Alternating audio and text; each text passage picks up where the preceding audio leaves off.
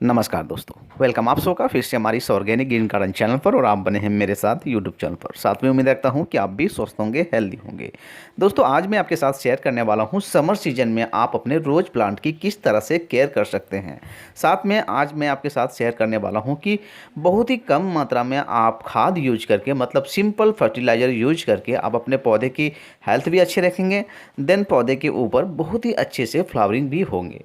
जिस तरह से अभी हमारे पौधे के ऊपर देख सकते हैं कितने सारे अच्छे पौधे की ग्रोथ भी है, देन कितने सारे ब्रांचेस भी है। ब्रांचेस के ऊपर में सभी में बडिंग लगी हुई है। तो सिंपल खाद होगी, सिंपल इन्फॉर्मेशन है। इस वीडियो को स्किप ना करें। अगर ये वीडियो आपको पसंद आए तो इस वीडियो को प्लीज़ आप लाइक करिएगा और सब्सक्राइब कर लीजिएगा। छोटी इन्फॉर्मेशन है बट आपके लिए ये बहुत ही फ़ायदेमंद है। जैसे कि हम जानते हैं कि गर्मी के सीज़न में गुलाब में अधिक हमें खाद यूज नहीं करनी चाहिए, क्योंकि उस समय इसकी थोड़ी स्लो ग्रोथ होने लगती है, ऐसे हम कह सकते हैं। मतलब उस समय थोड़ी ग्रोथ कम होती है और जो पौधे के ऊपर जो फ्लावरिंग होती है उसकी पेटल उतनी बड़ी नहीं होती है जिस तरह से विंटर सीजन में हमें देखने को मिलते हैं। जैसे कि बड़े बड़े पेटल जो खिलते हैं, पूरी इसकी जो पंखुड़ियाँ है वो खिल जाते हैं, तो वो उस तरह से गर्मी में हमें देखने को नहीं मिलते हैं।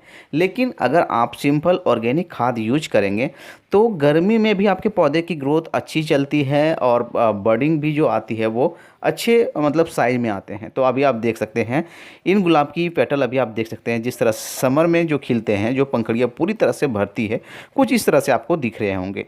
तो आज ज़रूरी जो मैं आपके साथ टिप्स शेयर करूंगा, आप ध्यान से देखें। और अगर आप अपने पौधे के ऊपर ये अप्लाई करेंगे तो यकीनन मानिए आपके पौधे की ग्रोथ भी अच्छी होगी और गर्मी में भी आप अच्छी फ्लावरिंग पा सकते हैं, जिस तरह से हमारे पौधे के ऊपर हुई है। तो चलिए स्टार्ट करते हैं। फ्रेंड्स, गुलाब में जो सबसे पहले ध्यान देने वाली जो बात होती है, जब इन पौधे के ऊपर जो ये फ्लावरिंग हुई है, देन जब ये फ्लावरिंग सूखती है तब उसे हमें 2-3 दिन के बाद, ये फ्लावरिंग सूखती है उस समय हमें फ्लावरिंग को वहाँ से ऊपर से कट कर देनी चाहिए। जिस तरह से अभी आप देख सकते हैं ये पेटल अभी सूखने लगी है, देन ये 2 दिन के बाद हमें इसे कट कर देनी चाहिए। और जब ये लंबी सी जो स्टिक निकलती है, जाहिर सी बात है जो इंग्लिश गुलाब की जो स्टिक होती है वो काफ़ी लंबी होती है। तो आप यहाँ से नोड एरिया आप देख सकते हैं, इस जगह से आप कटिंग कर सकते हैं। हाफ स्टिक आप कट कर दें, जैसे कि आप देखेंगे फ्यूचर में वहाँ से 2-4 ब्रांचेस भी निकलते हैं और उस ब्रांच के ऊपर फूल भी लगेंगे। चलिए मैं आपको एग्जांपल के तौर पे दिखाता हूँ। जिस तरह से अभी आप ये देख सकते हैं लंबी सी स्टिक है, तो इसे मैं आधा कट करने वाला हूँ इस तरह से, ये आप देख सकते हैं। और इस तरह से जब हम कट करते हैं तो ये नोड एरिया आप जो देख रहे हैं पत्तों के बीच साइड में, ये हमारी नोड एरिया। यहाँ से फ्यूचर में 2-4 ब्रांच और भी निकलेंगे और इस तरह से गुलाब प्लांट जो हमारी होती है वो बूसी होने लगती है। दूसरी बात हमें ध्यान रखनी होती है, ये अभी आप देख सकते हैं, एग्जांपल मैं आपको दिखाता हूँ। एक ब्रांच को हमने कट की थी और अभी आप देख सकते हैं कितनी सारी ब्रांच निकली है। देख सकते हैं यहाँ ऊपर में जो फ्लावरिंग हुई थी, देन जब ये सूखी तो हमने यहाँ से इसको रिमूव किया और अभी आप एक देख सकते हैं एक ही स्टिक है, एक ही ब्रांच है और इस ब्रांच के ऊपर आप देख सकते हैं 1 2 3 4, मतलब 4 ब्रांचेस निकले हैं एक स्टिक के ऊपर। जब हमने फूल को कट किया तो अभी आप देख सकते हैं कितने अच्छे से ब्रांचेस निकले हैं। तो इस तरह से हमारे गुलाब जो है वो बूसी होती है। ये सबसे पहले हमें ध्यान देनी होती है हमारे गुलाब प्लांट के ऊपर। तो इस तरह से अपने प्लांट को काफ़ी घने कर सकते हैं और वो काफ़ी सारी फ्लावरिंग करते हैं कुछ इस तरह से। तो छोटे ये बड है, बहुत जल्दी ये बड़ी हो जाएगी। तो ये कॉमन सी बात हमें ध्यान रखनी होती है हमारे गुलाब प्लांट के ऊपर। दूसरी जो बात होती है, जब हम इस पर कट करते हैं तो उसमें एक फंगीसाइड का एक लिक्विड हमें कट के जगह पे हमें लगा देनी चाहिए, क्योंकि गुलाब प्लांट के ऊपर डाई बैग की जो बीमारी होती है वो काफ़ी अधिक बढ़ती है। जब हम कट लगाते हैं तो वो धीरे धीरे नीचे की ओर बढ़ती है, जिससे पौधे जो हमारे हैं धीरे धीरे सूखने लगते हैं। तो आप फंगीसाइड भी लगा सकते हैं, साफ फंगीसाइड। अभी आप देख सकते हैं यहाँ से हमने कट की थी तो अभी आप देख सकते हैं एक लेप हमने, ये फंगीसाइड की लेप हमने यहाँ लगा रखी है, जिससे जो डाईबैक बीमारी होती है वो बढ़ती नहीं है। तो कुछ इस तरह से अभी आप देख सकते हैं सभी जगह से हमने कट की थी और आप देख सकते हैं कितने सारे ब्रांचेस निकले हैं और उस ब्रांच के ऊपर फूल भी लगी हुई है। तो ये हमें बहुत ध्यान देनी होती है गुलाब प्लांट के ऊपर, ये बहुत सी कॉमन सी बात है। अभी आप देख सकते हैं कितने सारे ये हमारे ब्रांच अभी निकल रही है। ख़ास करके अभी आप देख सकते हैं, अभी आज मई के 27 तारीख है। इस गर्मी के मौसम में भी कुछ माइट का अटैक भी देखा जाता है। जिस तरह से अभी आप देख सकते हैं ये हमारे पत्ते अभी बहुत ही अच्छे से ग्रीन लग रही है, बट आप इसे जब बैक साइड पे आप देखेंगे तो यहाँ मकड़े जो होती है वो जाले बना देते हैं या फिर छोटे छोटे अंडे दे देते हैं। तो ये हमें ध्यान रखनी है, पत्तों के बैक साइड में भी बीच बीच में हमें ध्यान देनी चाहिए। इसके रोकने के लिए आप इमिडाक्लोप्रिड 1 ml आप 1 लीटर पानी में डिजॉल्व करके पूरे स्प्रे कर सकते हैं, या फिर एक माइटीसाइड के नाम से आता है इंट्रोपीड, उसका भी इस्तेमाल आप कर सकते हैं। 1 लीटर पानी में आप 1.5 ml लगभग उसमें डाइल्यूट करके आप पूरी पत्ते में स्प्रे कर सकते हैं। तो ये आपको ध्यान रखनी होगी क्योंकि माइट जो है पौधे को काफ़ी नुकसान करता है। तो चलिए दोस्तों, हम खाद के बारे में बात कर लेते हैं। कौन से खाद हमें गर्मी में देनी चाहिए। इस समय इसकी ग्रोइंग सीजन जो होती है वो काफ़ी कम होती है, तो हमें रासायनिक खाद इस्तेमाल नहीं करनी है।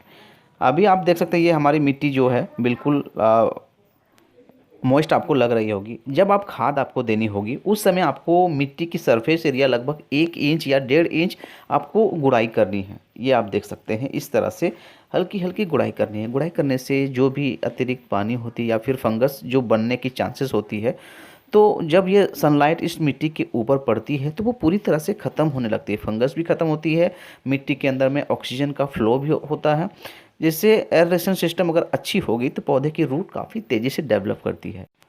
फ्रेंड्स, गर्मी में आप रासायनिक खाद का यूज कम किया करेंगे तो वो पौधे के हेल्थ के लिए बहुत ही अच्छी होगी। ये आप देख सकते हैं हमारे पास बनाना पील मतलब केले की छिलके जो होती है उसकी लिक्विड हमें बनानी होती है। ये 10-12 छिलके आप इस तरह के डिब्बे में छोड़ देंगे, 10-12 दिन के बाद ये बन के तैयार हो जाती है।